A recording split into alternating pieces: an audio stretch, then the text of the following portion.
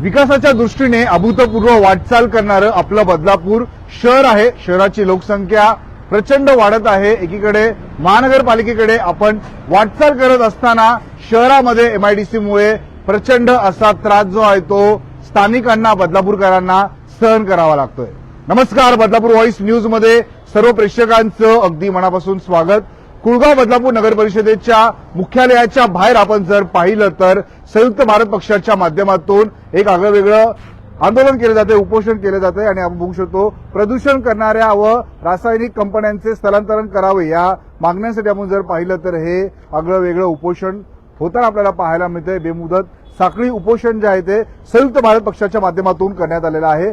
हाती आपण जर पाहिलं तर सर्वांनी बोर्ड घेतलेले आहे, श्वास हवा आहे विष नाही, शहर नाही गॅस चेंबर बनलंय आणि कशा प्रकारे आपल्या शहरामध्ये ही परिस्थिती होते आणि याचा त्रास जो आहे तो कशा प्रकारे बदलापूरकरांना सहन करावा लागतोय आणि या संपूर्ण प्रकाराच्या विरुद्ध, या संपूर्ण प्रदूषण करणाऱ्या कंपनीच्या विरुद्ध आपण जर पाहिलं तर संयुक्त भारत पक्ष आक्रमक झालेला आहे आणि साखळी उपोषण त्यांनी सुरू केलेलं आहे आणि लवकरात लवकर प्रदूषण करणाऱ्या या सगळ्या कंपन्या ज्या आहेत ते त्यांचं स्थलांतरण व्हावं अशी मागणी त्यांच्या माध्यमातून होताना आपल्याला पाहायला मिळते। पदाधिकारी आपल्यासोबत जुळलेत, आपण त्यांच्याशी संवाद साधणार आहोत। सर, एकीकडे आपण संयुक्त भारत पक्षाच्या माध्यमातून हे आंदोलन करतायत, तर दुसरीकडे एमआयडीसीचं असं म्हणणं आहे की एमआयडीसी पहिले आहे, नंतर शहर वसलेलं आहे, त्यामुळे आम्ही इथे प्रथम आहोत। एमआयडीसीच्या या म्हणण्याकडे आपण कसं पाहता आणि आंदोलन आपण करताय त्याविषयी काय सांगाल? बघा, सगळ्यात महत्त्वाची गोष्ट लक्षात घ्यायला पाहिजे की एमआयडीसी कंपन्या असो किंवा कुठल्याही औद्योगिक कंपन्या असो, याच्यामध्ये सगळ्यात महत्त्वाची बाब ही अशी आहे की नागरिकांच्या हिताच्या ज्या गोष्टी आहेत त्या या ठिकाणी राबवण्यात आल्या पाहिजे। जरी एमआयडीसी अगोदर असेल व इथली लोकसंख्या व इथलं रेसिडेन्शियल जो रहिवासी जो त्यानंतर जो डेव्हलप झालेला असं त्यांचं म्हणणं असेल, तर याच्यामध्ये ते स्वतःहून फार चुकीचं वक्तव्य करत आहेत। यामध्ये त्यांनी एमआयडीसी कंपन्यांच्या बाजूला रहिवाशांसाठी मग विकासकांना परवानग्या का देण्यात आल्या? जर काही सुरक्षित अंतरावर एमआयडीसी कंपन्या असल्या पाहिजे तर त्या ठिकाणी नागरिकांना राहण्यासाठी परवानग्या पण तुम्हीच दिलेल्या आहेत ना।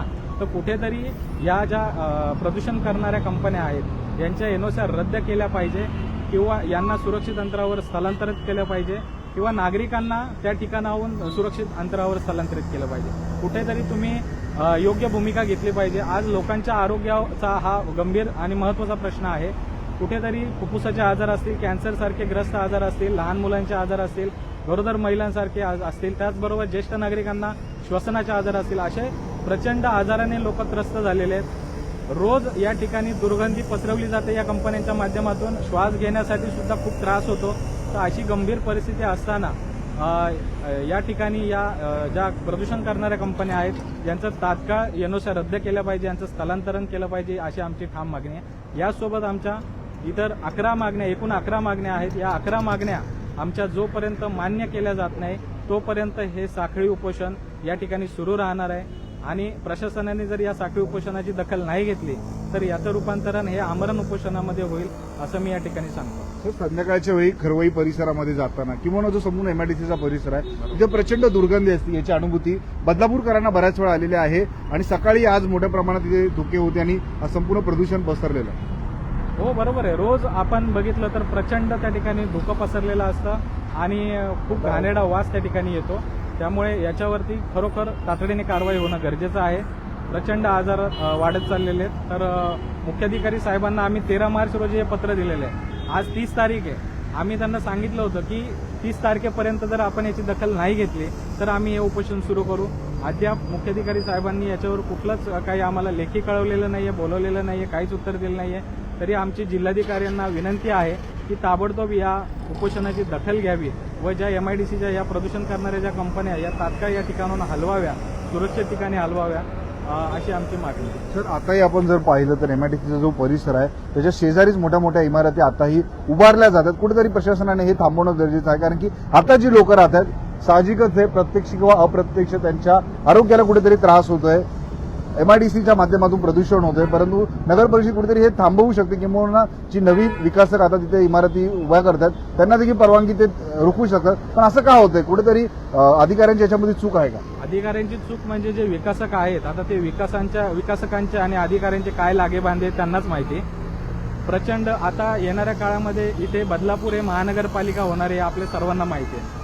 अशा बदलापूर शहर हे झपाट्याने वाढते, अशा याच्यामध्ये मुंबईची बरीच लोक या ठिकाणी स्थलांतरित करतायत. या ठिकाणी शुद्ध हवा आहे, इथे डोंगर आहे, नद्या आहेत आणि चांगला निसर्ग आहे. या दृष्टीने कुठेतरी लोक या ठिकाणी येतात, परंतु इथे आल्यानंतर इथे वास्तव्य केल्यानंतर लोकांच्या लक्षात येतं की इथे आपण मुंबईला होतो तेच बरं होतं. मुंबईला तरी याच्यापेक्षा कमी त्रास आहे. इथे एवढा या प्रदूषणाचा प्रचंड त्रास या ठिकाणी होतो. आजाराने माणसं ग्रस्त झालेले, जे पण पैसे आपण कुटुंबाच्या उदरनिर्वाहासाठी कमवतो ते कुठेतरी आपल्याला एका झटक्यात हॉस्पिटलमध्ये घालवावे लागतात. तर हे कुठेतरी चुकीचं आहे आणि हा खूप मोठा गंभीर विषय आहे.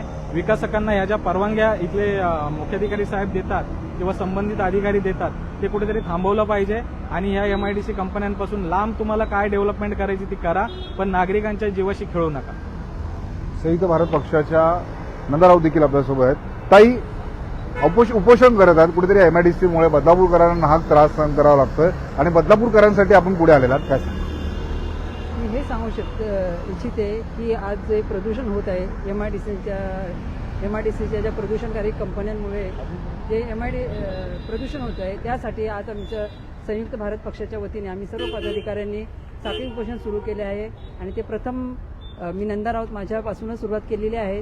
तर या उपोषणाचा जो उद्देश आहे की इथल्या बदलापूरच्या नागरिकांना आरोग्य मिळावं, त्यांच्या जीवाशी जे काय आज खेळलं जात आहे, या कंपन्या मोठ्या होत आहे परंतु नागरिकांच्या आरोग्याशी खेळलं जात आहे, तर कुठेतरी हे थांबलं पाहिजे आणि लोकांना जलप्रदूषण, वायू प्रदूषणाचा जो त्रास होत आहे, वयोवृद्धांना, गर्भवती महिलांना, त्यांना त्या त्रासातून रोगमुक्त जीवन मिळावं आणि त्यांच्या आरोग्याशी त्यांना न्याय मिळावा, यासाठी हे उपोषण आहे. आणि या उपोषणाचा यांनी दखल घेतली पाहिजे आणि ह्या उपोषणाची जर दखल घेतली नाही तर आमचं हे उपोषण आमरण उपोषणापर्यंत जाईल अशी मी हे करते आणि बदलापूर नागरिकांना आवाहन करते की त्यांनी या उपोषणाला सहाय्य करावं, सहकार्य द्यावं. धन्यवाद. अनेक नियम अटी प्रदूषण महामंडळाच्या माध्यमातून दिलेले आहेत, परंतु ते सर्व नियम धाब्यावरती बसवून शहरामध्ये, बदलापूर शहरामध्ये कुठेतरी प्रदूषण वाढताना आपल्याला पाहायला मिळते. संयुक्त भारत पक्षाच्या माध्यमातून आपण एकत्र आलेला आहात, उपोषण करतायत. काय सांगतात? आम्ही एकच सांगू इच्छितो की या अगोदर सुद्धा 1 वर्ष अगोदर आपल्या त्या करवई भागामध्ये एक बॉयलर फुटला होता आणि या बॉयलरच्या आवाजामुळे आणि याच्या धक्क्यामुळे लोकांच्या घराचे तावदानं सुद्धा तुटले होते. एवढंच काय तर त्यांच्या घराचे इलेक्ट्रिक उपकरणं सुद्धा नादुरुस्त झाले होते, खराब झाले होते. मग आपण समजू शकता की याचं किती आपल्याला नुकसान आहे. त्याचबरोबर काही दिवसापूर्वी आपल्या अंबरनाथमध्ये सुद्धा एका कंपनी आग लागून गेलेली आहे. मग याचे एवढे दुष्परिणाम होत असतात तरी सुद्धा रस्त्यावरती आलेली, म्हणजे आजही त्या ठिकाणी गेलं तर आता इतका दुर्गंध येतो तर ते लोक राहू शकत नाहीत, पण लोकांना मजबुरी का राहावं लागते. मग याची सरकारने किंवा नगरपालिकेने याची काळजी घेतली पाहिजे आणि औद्योगिक वसाहत जी आहे ही इथून चांगलं दुसऱ्या स्थळी हलवली पाहिजे, जेणेकरून लोकांचं आरोग्य चांगलं राहील आणि लोकांना चांगला श्वास मिळेल, चांगलं पर्यावरण मिळेल. पण हे लोक त्यामध्ये लक्षच घालत नाहीत. फक्त यांची काय भागीदारी आहे, यांची लागेबंद काय हे समजत नाही. आज आपल्या बदलापूर शहरामध्ये 10 माळ्याच्या वरती बिल्डिंग बनत आहेत आणि यांचा धूर जो कंपन्यांचा हा वरती आकाशात सोडला जातो, म्हणजे हा धूर डायरेक्ट लोकांच्या घरामध्ये शिरतोय. मग याकडे हे दुर्लक्ष का करतात?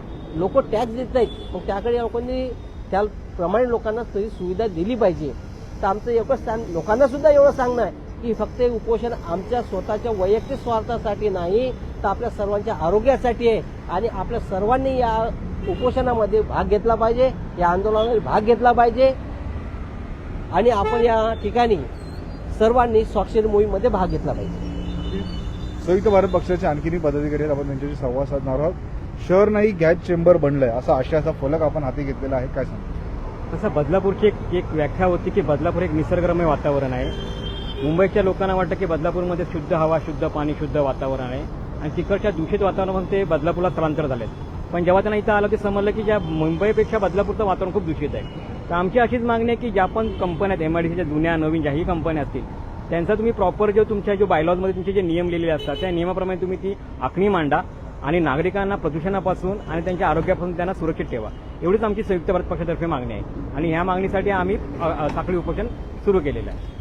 सर, एकत्र आलेलं आहे, प्रदूषण थांबवा, जगायचं आहे, मरायचं नाही अशा आशयाचा फलक हाती घेतलेला आहे.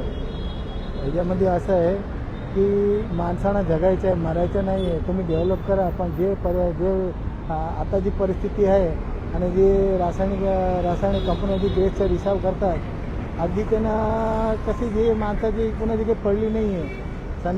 रात्री 8 वाजल्यापासून सकाळी 6 वाजेपर्यंत भरपूर ह्याच्यामध्ये गॅस असतो आणि आम्ही प्रत्येक वेळेला सकाळी 5 वाजता पण आम्ही हे सगळं चेक केलेलं आहे. म्हणजे हे थांबावं आणि पालिकेने ह्याच्यावरती लक्ष द्यावा आणि ह्याच्यावरती कायदेशीर कारवाई करावी. सर, पुढची भूमिका काय असणार आहे? कारण की आता आपण आक्रमक झालेले आहेत, संविधानिक मार्गाने उपोषण करतात. पुढची भूमिका काय असणार आहे? पुढची भूमिका हीच असेल की जर काही दिवसांमध्ये यांनी जर या उपोषणाची दखल नाही घेतली तर आम्ही या ठिकाणी आमरण उपोषण करू आणि आमरण उपोषणामध्ये जर जी पण काही जीवितहानी होईल, ज्या पण गोष्टी होतील त्याला जबाबदार मुख्याधिकारी साहेब असतील. काय वाटतं, प्रशासन जागं होईल?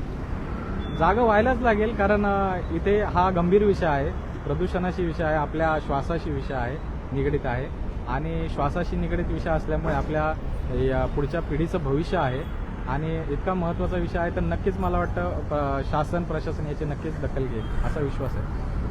जोपर्यंत याच्यावरती ठोस असं पाऊल निघत नाही तोपर्यंत जे आजूबाजू जोपर्यंत आपण आवाज उठवत नाही, संघर्ष करत नाही, आपल्या देशाचा हा इतिहास राहिलेला आहे की तुम्ही आवाज उठवा, तुम्ही संघर्ष करा, तेव्हाच तुम्हाला तुमच्याकडे लक्ष दिलं जातं. तुम्ही असेच राहिलात, बसून राहिलात हातावर हात ठेवून, तर इथे कुणालाही काही पडलेलं नाही आहे. इथल्या नागरिकांचं सतत कुठल्या ना कुठल्या माध्यमातून इथलं शासन प्रशासन शोषण करत असतं. हा जरी खूप मोठा आरोप असेल तरी हे सत्य आहे आणि इथल्या नागरिकांना याची जाणीव आहे. तरी सुद्धा हा गंभीर विषय आहे. इथले जे पण शासनातले काही मेन मुख्य पदाधिकारी असतील, प्रशासकीय अधिकारी असतील, ते सुद्धा इथलीच हवा श्वसनाच्या माध्यमातून घेत आहेत. इथेच राहणारे आहेत, बरेच स्थानिक अधिकारी या ठिकाणी राहतात.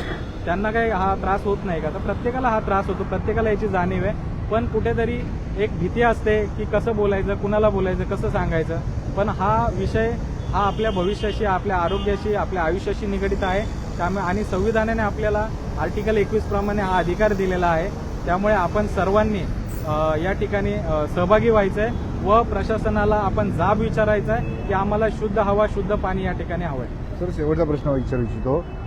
प्रदूषण प्रचंड वाढलेलं आहे, एमआयडीसीचा त्रास आजूबाजूच्या लोकांना मोठ्या प्रमाणात होतोय. जोपर्यंत या समस्येवरती तोडगा निघत नाही तोपर्यंत ज्या आजूबाजूला डेव्हलपमेंट चालली आहे त्याला कुठेतरी परवानग्या थांबवल्या पाहिजे. तर काय वाटतं आपल्याला? हो, निश्चितच परवानग्या थांबवल्या पाहिजे किंवा त्याचं नियोजन केलं पाहिजे व्यवस्थित. कुठेतरी एमआयडीसी कंपन्यांपासून सुरक्षित ठिकाणी तुम्हाला काय डेव्हलपमेंट करायची, काय विकास करायचा तो केला पाहिजे. झाडं, वृक्षारोपण जे आहे ते प्रचंड मोठ्या प्रमाणात लावलं गेलं पाहिजे. पर्यावरणाची काळजी घेतली गेली पाहिजे, कारण पर्यावरण सांभाळणं ही आपल्या सर्वांची नैतिक जबाबदारी आहे. प्रचंड प्रमाणात झाडांच्या कत्तली या ठिकाणी होताना दिसतात, पण वृक्षारोपण केलं जात नाही आणि जी लोक करतात तर ती केल्यानंतर त्याचं संगोपन केलं जात नाही. ते झाड मोठं होत नाही, ते 1-2 महिन्यामध्ये पाणी त्याला वेळेवर त्याचं संगोपन न झाल्यामुळे ते मरून जातं. तर कुठेतरी प्रशासनाने याची दखल घेतली पाहिजे. फक्त कागदोपत्री एवढे झाडं लावले, अमुक झाडं लावले तर तसं नाही, तर त्याचं ऑडिट झालं पाहिजे, त्याचं संगोपन झालं पाहिजे, वेळोवेळी त्याची वाढ झाली पाहिजे. त्याची निगा राखण्यासाठी जे प्रयत्न करता येतील ते सर्व प्रयत्न नागरिकांनी, प्रशासनाने या ठिकाणी केले पाहिजे. व हा बदलापूर जो आहे, हा बदलापूर हिरवागार व निसर्गरम्य जसा आहे, जुना आपला इतिहास आहे, आपण म्हणतो भारत सोन्याची चिडिया, सोन्याचा दूर निघणारा देश, तो तसा अबाधित ठेवण्यासाठी आपण सर्वांनी प्रयत्न केले पाहिजे. नक्कीच आपण पाहिलं संयुक्त भारत पक्षाच्या माध्यमातून कुळगाव बदलापूर नगर परिषदेच्या मुख्यालयाच्या बाहेरच आपण जर पाहिलं तर हे साखळी उपोषण जे आहे ते करण्यात येते आणि बदलापूर शहरामध्ये एमआयडीसीच्या माध्यमातून होत असलेलं जे प्रदूषण आहे ते कुठेतरी थांबलं पाहिजे या मागणीसाठी आपण जर पाहिलं तर संयुक्त भारत पक्षाच्या माध्यमातून हे उपोषण आपल्या बदलापूर शहरामध्ये सुरू असल्याचं आपल्याला पाहायला मिळतंय. बदलापूर शहरात अशी प्रत्येक बातमी, प्रत्येक घडामोड पाहण्यासाठी आता बदलापूर व्हॉइस न्यूजच्या फेसबुक, इन्स्टा, ट्विटर अकाउंटला फॉलो करा. तसेच आमच्या युट्यूब चॅनलला सबस्क्राईब करायला विसरू नका.